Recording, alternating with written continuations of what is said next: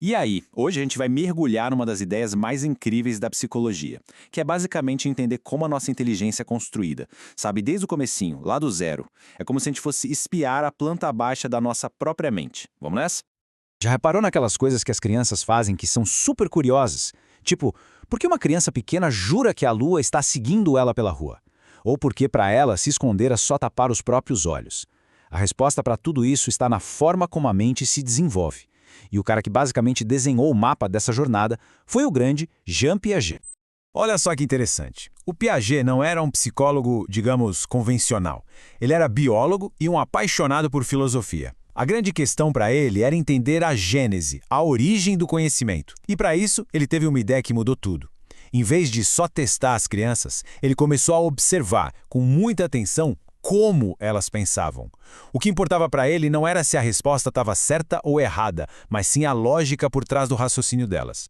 Bom, então vamos lá. Piaget sacou que a nossa inteligência não aparece do nada. Ela evolui em 4 grandes fases, 4 estágios, um construído em cima do outro, como se fosse uma escada. E é exatamente esse o nosso roteiro de hoje. A gente vai subir cada um desses degraus para entender como tudo se encaixa.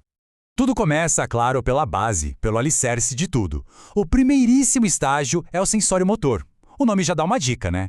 Aqui a inteligência é pura ação. É física, uma adaptação prática ao mundo. É isso mesmo. Nessa fase, pensar é agir. Não tem separação.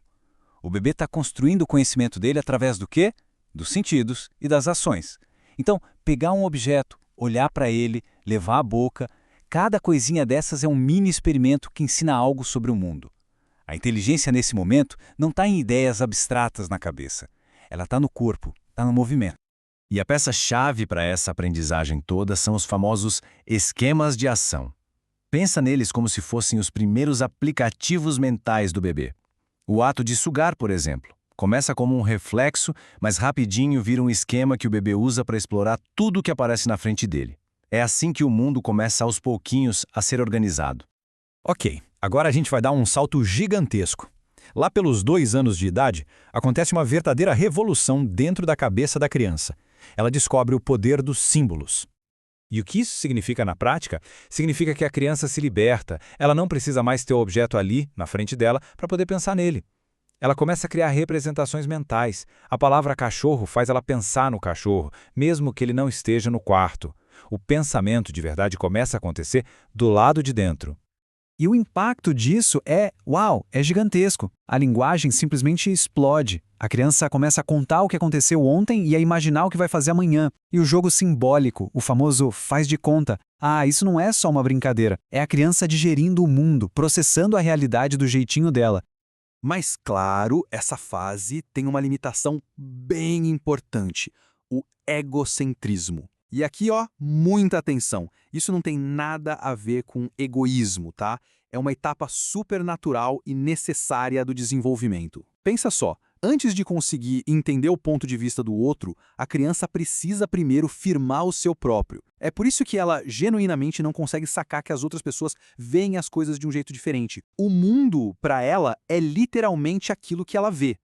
Beleza? Agora a gente chega num ponto de virada fundamental. Aquele pensamento que era meio mágico, super centrado na criança, começa a ficar mais organizado. Pela primeira vez, a lógica entra em cena. A criança agora já consegue fazer operações na cabeça, mas tem um porém. Essas operações precisam estar ligadas ao mundo físico, a coisas que dá para ver e tocar. Ou seja, a lógica acordou, mas ela ainda precisa de uma muleta, ela ainda precisa do concreto para poder funcionar. E a super habilidade que se destrava nessa fase é a reversibilidade, que é basicamente a capacidade de entender que uma ação pode ser desfeita na cabeça. Por exemplo, se 3 mais 4 dá 7, então 7 menos 4 tem que dar 3. Essa capacidade de ir e voltar com o pensamento é isso que abre a porta para a lógica de verdade. E com essa nova ferramenta, um mundo de coisas novas se torna possível. A criança agora consegue organizar palitinhos do menor para o maior. E, o mais famoso de todos, ela finalmente entende a conservação. Aquela ideia de que a quantidade de líquido não muda só porque a gente troca de um copo alto e fino para um baixo e largo, sabe? Agora faz todo o sentido para ela. E, finalmente, chegamos ao último estágio, o topo da escada, segundo Piaget. É aqui que o pensamento ele se liberta de vez. Ele quebra as correntes que o prendiam ao mundo concreto. Agora, o adolescente não pensa mais só sobre o que é, mas sobre o que poderia ser. É a fase das possibilidades, das grandes ideias. É quando se começa a raciocinar sobre conceitos abstratos como justiça, liberdade, moralidade. O pensamento agora consegue operar sobre outras ideias, e não mais só sobre objetos. A ferramenta principal dessa fase tem um nome mais complexo: raciocínio hipotético dedutivo. Mas o que é isso? É basicamente o pensamento de um cientista em ação. Quando aparece um problema, a pessoa já consegue pensar em todas as hipóteses, em todas as possibilidades e testar cada uma delas de forma organizada para ver qual funciona. É a capacidade de pensar "e se", levada ao nível máximo. Então, beleza. A gente percorreu essa jornada incrível, dos reflexos de um bebê até o pensamento abstrato.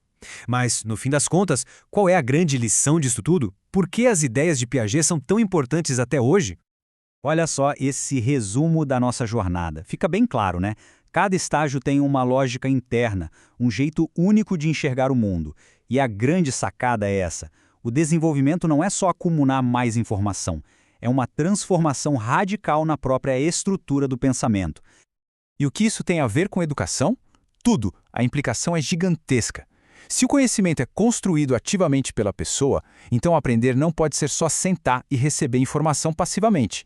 Aprender é um processo ativo, é colocar a mão na massa, e ele é movido por desafios, por problemas que nos forçam a repensar e a melhorar nossas estruturas mentais.